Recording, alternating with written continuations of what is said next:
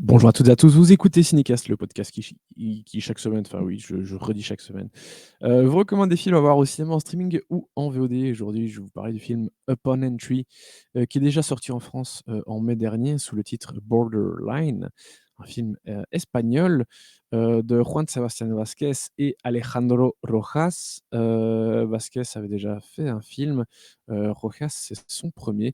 Donc voilà, co-réalisation à 2 avec Alberto Hamann, dont le rôle le plus connu, je pense, était le rôle principal, du film, Cellule 211, qu'on a pu voir aussi dans la série, dans la saison 2 de Narcos, et dans pas mal d'autres films. Voilà, si vous êtes familier avec le cinéma espagnol, ce n'est pas un visage qui vous est, inconnu. Et on retrouve aussi, Bruna Coucy, que j'avais découverte dans l'excellent et le très, très beau film Été 93, Été 93, pour mes amis français. Bref, Upon Entry, Borderline, de quoi ça parle? Projetant de démarrer une nouvelle vie aux États-Unis, Diego et Elena quittent Barcelone pour New York, mais à leur arrivée à l'aéroport, la police des frontières les interpelle pour les soumettre à un interrogatoire. D'abord anodine, les questions des agents se font de plus en plus intimidantes. Diego et Elena sont alors gagnés par le sentiment qu'un piège se referme sur eux. On en parle tout de suite après un extrait de la bande-annonce. Parece que me dejé ¿El qué? el pasaporte. Ah, mira, viene en la chaqueta. Ya. ¿Sí? Ya lo tengo, ya lo tengo. Hello, we are here with our immigrant visas. Mi esposa, Passports, please. Follow me. What's the purpose of your visit?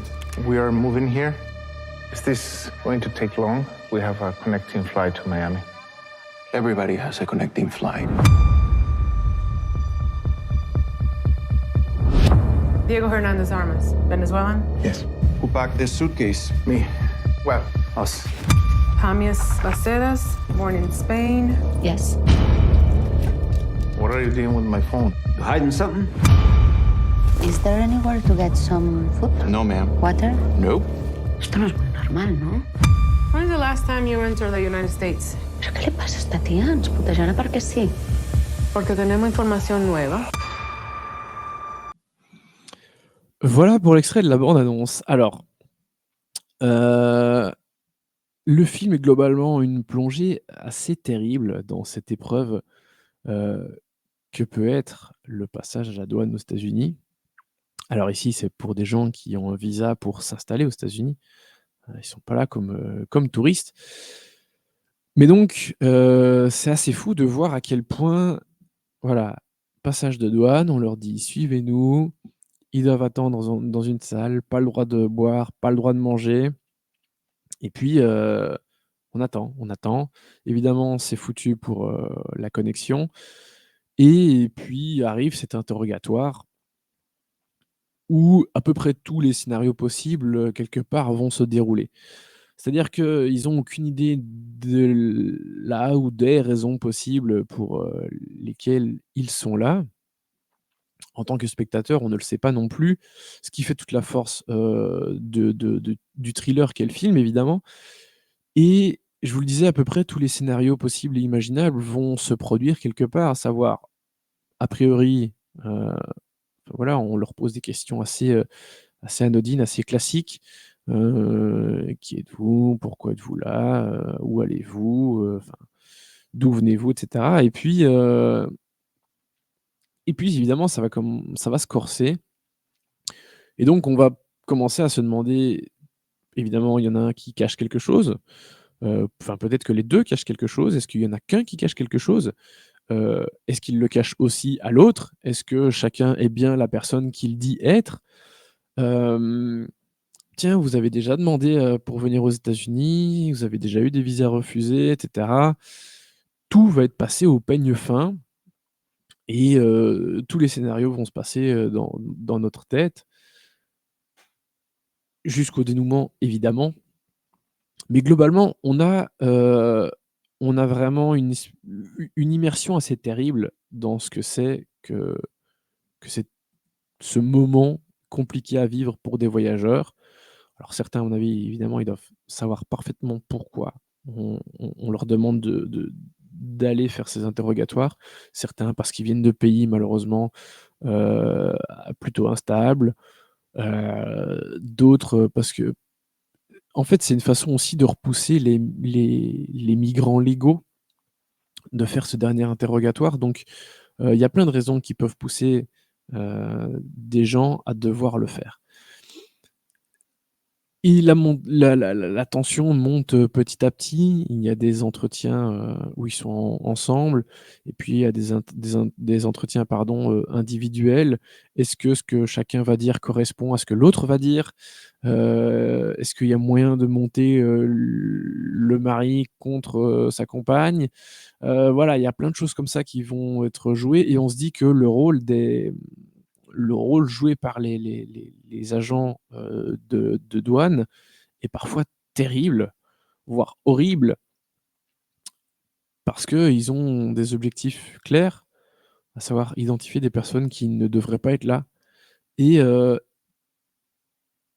et vraiment parfois ils vont loin dans les questions qu'ils posent. J'ai aucune idée enfin je suppose que ce qui est montré ici est plutôt réaliste. Il y a pas de raison de penser le contraire en tout cas, même au niveau des questions, posées. Mais je trouve ça vraiment très, très réussi comme exercice. Le film est pas super long, il fait un peu moins d'1 heure et demie, mais c'est réussi comme exercice, comme type de huis clos, comme façon de raconter cette histoire, de faire monter la pression, de changer de scénario, de façon d'aborder les choses pour les interrogateurs, de façon d'aborder les choses comme personne interrogée aussi.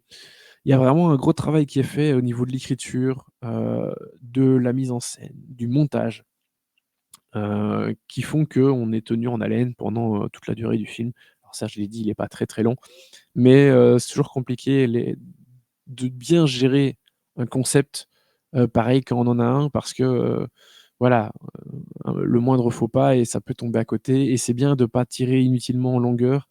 Donc ici, ils s'en sont tenus à ce qu'ils voulaient faire et heu et ça fonctionne vraiment, vraiment du tonnerre, je trouve et puis en plus, c'est porté par, d'excellents comédiens. Je vous ai dit, Alberto Hamann, heu, le rôle principal de Cellule 211 qui est un excellent thriller espagnol qui se passe dans une prison. C'est avec, Luis Tosar aussi, un des grands, grands acteurs, espagnols. Bruna Coucy, excellente aussi évidemment. Sans oublier les 2 agents de douane, Ben Temple et Laura Gomez qui sont vraiment tous les 2 excellents. En plus Laura Gomez qui joue, l'agent, Velasquez, qui est latina forcément. Il y a ce côté où elle a le rôle un peu du good cop quelque part où, elle peut leur parler en espagnol par moments, ce qui eux les rassure un petit peu, mais en fait, c'est pas si rassurant que ça, parce que c'est aussi un peu à double tranchant. Donc voilà, elle a un rôle très intéressant qui fonctionne super bien et hem et elle livre une super prestation, comme Ben Temple donc vraiment excellent quatuor de comédiens. Il y a d'autres gens, hein, à d'autres moments, ils sont pas enfermés dans la pièce en permanence. Mais voilà, on a vraiment des super comédiens, une super histoire qui tient vachement bien la route, hem, dont l'issue peut être, surprenante. Enfin, en même temps, voilà, on peut s'imaginer tous les scénarios donc surprenant et pas surprenant, attendu aussi. Mais et peut-être d'autant plus flippant quand on voit la résolution. Mais voilà, ça fonctionne super bien, c'est magnifiquement bien écrit, c'est magnifiquement bien exécuté. Donc voilà, pour moi, c'est un très bon, 3 étoiles et demie. J'aurais limite voulu en avoir encore plus, mais bon voilà, ça c'est un petit détail. Mais voilà, Upon Entry, Borderline, c'est, une très, très belle réussite. Donc un beau 3 étoiles et demie. Sur ce, merci pour vos écoutes et commentaires. N'hésitez pas à nous écouter sur les plateformes de podcast de votre choix et à nous suivre sur les réseaux sociaux avec le handle @cinécastBE. À très bientôt. Ciao, ciao.